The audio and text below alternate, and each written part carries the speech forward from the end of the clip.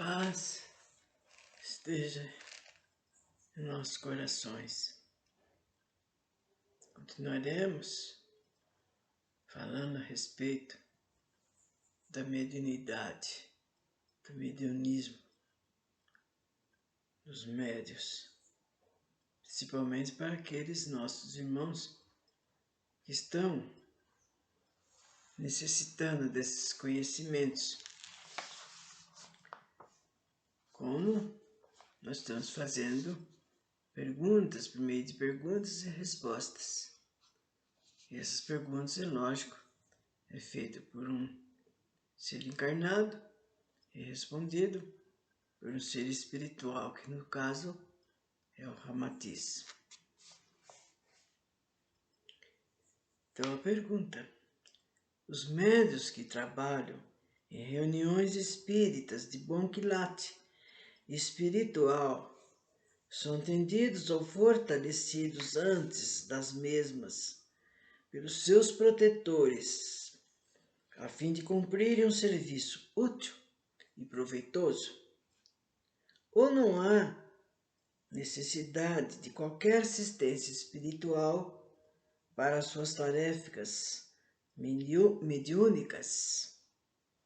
Ramatiz: é evidente que o médium não é apenas uma peça viva, mecânica, que deve funcionar inconscientemente durante o seu trabalho de intercâmbio conosco.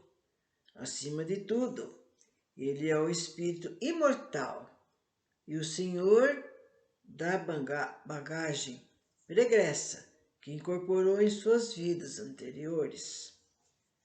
Tratando-se de criatura de responsabilidade pessoal definida na existência cotidiana, ele também é obrigado a manter o seu lar e a cumprir os deveres sociais para com as demais criaturas do mundo físico. Por isso, ele é socorrido e examinado antes de qualquer trabalho mediúnico, de modo a não comprometer a tarefa coletiva no instante de sua maior necessidade psíquica.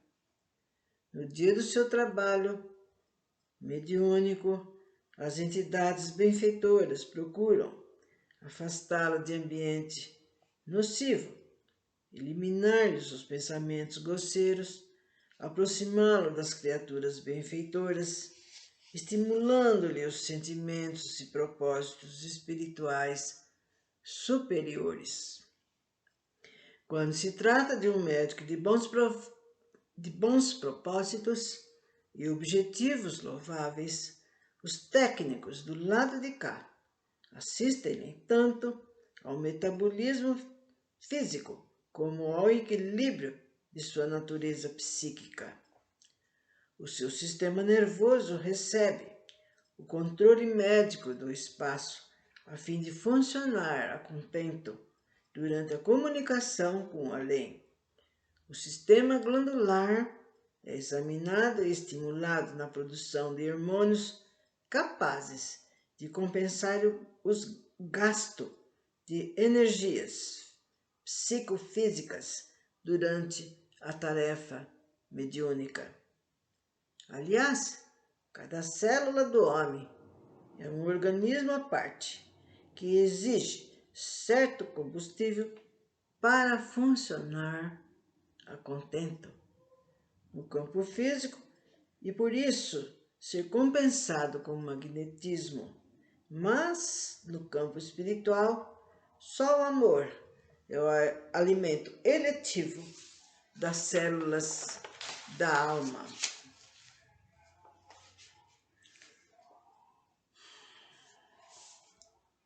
Como é que o guia executa sua tarefa? No momento de comunicar os seus pensamentos, ele interpenetra a organização física do médium, ou só lhe movimenta os centros nervosos no sentido de cumprir a sua missão espiritual junto aos encarnados. Em geral, o espírito comunicante senta-se junto ao médium, enlaça-o com o braço esquerdo e com o direito, cobre o cérebro, acionando o campo da memória perispiritual, a fim de lograr maior acervo e recursos na tradução dos seus pensamentos.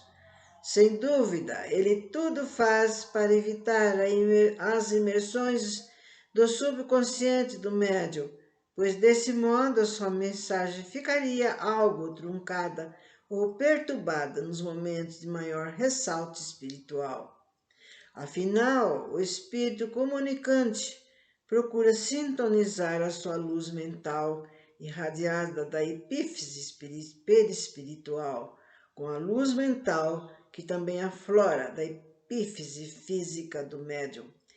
Ele procura efetuar uma combinação o mais lúcida possível ou homogênea, a fim de facilitar aos médiums transmitir, com suas próprias palavras, as ideias que ventila no contato perispiritual. No caso da psicografia, o plexo braquial, que é o plexo que temos aqui, do médium é o ponto visado pelo espírito comunicante, pois quanto mais ele puder agir livremente por esse centro nervoso, mais lúcida e nítida também a sua mensagem espiritual psicografada.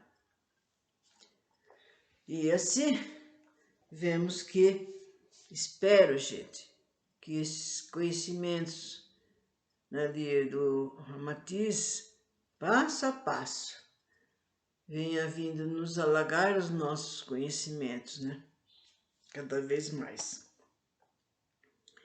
Há muitos espíritos que desejam comunicar-se em cada sessão mediúnica, ou os médiuns podem ficar inativos por falta de comunicantes desencarnados.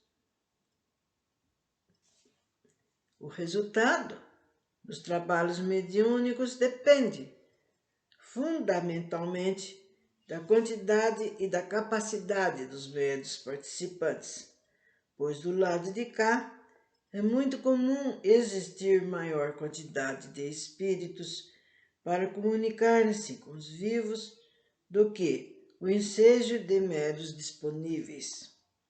No entanto, nos trabalhos sensatos e protegidos, as oportunidades são distribuídas de modo a favorecer mais o bem coletivo do que atender às solicitações pessoais. Quando há médiuns em quantidade razoável, os espíritos também podem tratar de assuntos de natureza mais particular ou lhes é possível dirigirem-se direta e familiarmente aos presentes nas suas mensagens mediúnicas.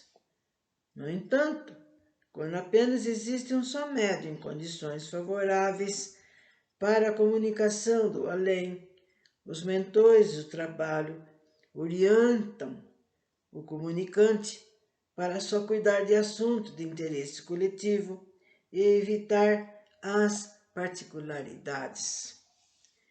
Eis o motivo porque as sessões mediúnicas de mesa, em geral, não oferecem ensejos de comprovações pessoais, enquanto as comunicações costumeiras situam-se na craveira comum de todos os dias, ou quando muito, não passo de exortações e assuntos de ordem geral. O médium fica obrigado a estender-se em considerações de âmbito coletivo e evitar a preferência pessoal, pois isso implicaria em desserviço aos demais frequentadores.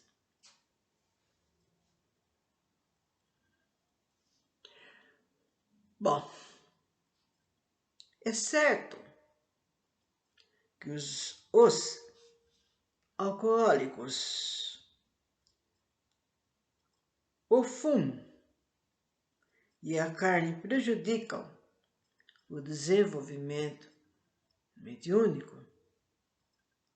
Sem dúvida, o que prejudica é o excesso, que pode atrofiar a sensibilidade do espírito pela predominância das atividades animais, pois ninguém é culpado por alimentar-se bem, ingerir o aperitivo que lhe excita as mucosas gástricas ou distrair-se saboreando um cigarro.